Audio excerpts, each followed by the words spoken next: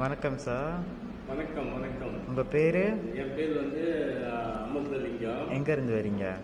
எஸ்குடாயில் தான் இருக்கேன். கடை வச்சுருக்கேன், சாப்பாடு கடை, காவேரி ரெஸ்டாரண்ட்.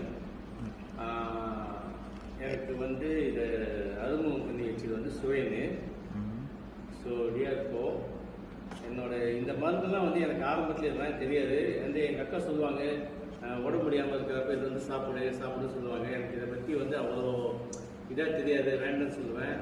அப்போ என் ஒய்ஃப் சொன்னாங்க, எனக்கு வந்து ஆரம்பத்தில் வந்து எனக்கு ஒரு மூளை இருந்துச்சு, ஸோ அது கட்டி இருந்துச்சு பாருங்க. அப்போ எனக்கு சரியான வலி ஏன்மோ அப்போ எங்கள் ஒய்ஃப் வந்து எங்கள் அக்காட்ட சொல்லியிருக்காங்க. ஸோ எங்கள் அக்கா வந்து கிளினிக் கொண்டு போனாங்க. ஸோ கிளினிக் கொண்டு போயிட்டு அந்த டாக்டரை பார்த்து செக் பண்ணிவிட்டு அப்போ இனிப்பு செக் பண்ணும்போது எனக்கு 21 இருந்துச்சு.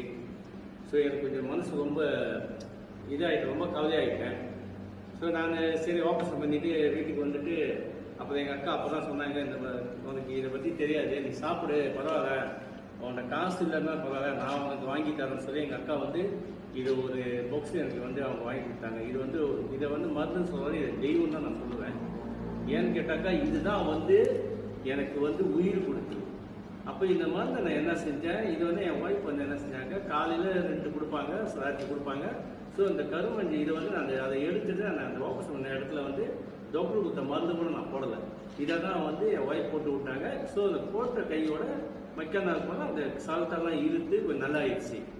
ஸோ அவ்வளோ நல்ல மருந்து. அப்புறம் எங்கள் அக்காட்ட சொல்லிவிட்டு நான் வந்து சொன்ன பரவாயில்லக்கான மேம்பர் வந்து ஒரு செட்டு எனக்கு வேறு சொல்லி அப்போ எங்கள் அக்கா ஒரு செட்டு கொடுத்தாங்க. ஸோ அதாவது காப்பியும் நான் குடிப்பேன்.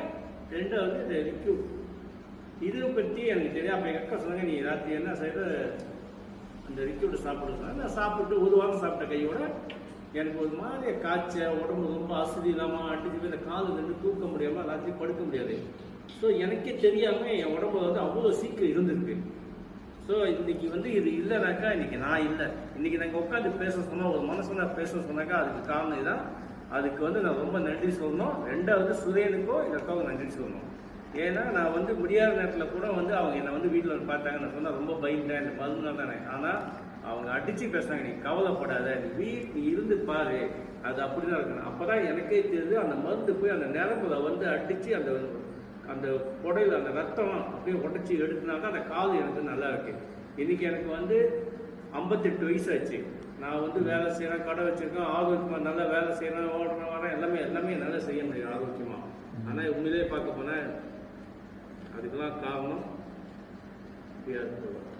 அருமையான மருந்துங்க.